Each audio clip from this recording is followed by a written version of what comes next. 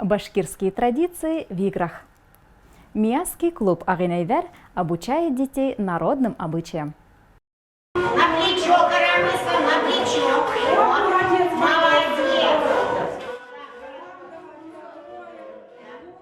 7-летняя Айнара и 5-летняя Эльнара вместе с мамой участвуют в необычном мероприятии. В Доме народного творчества клуб башкирской культуры «Агинайзар» проводит тематические игры, национальные костюмы, музыкальные инструменты и песни на башкирском языке. Все для поддержания добрых традиций. Когда слышишь звуки курая, нашего национального инструмента, что-то вот тут в душе вот возрождается, да, и очень здорово.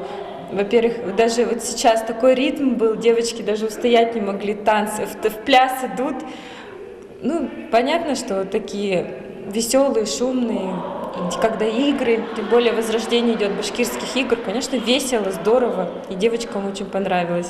Мудрые старейшины Миаса подобные праздники проводят регулярно, впрочем, формат интерактива используют впервые. Я как задумала это мероприятие как семейный праздник, посвященный и 23-му, и на 8 марта. Я приглашала и дедушек, и бабушек, и внуков, чтобы они вместе играли. Вместе быть – большое счастье.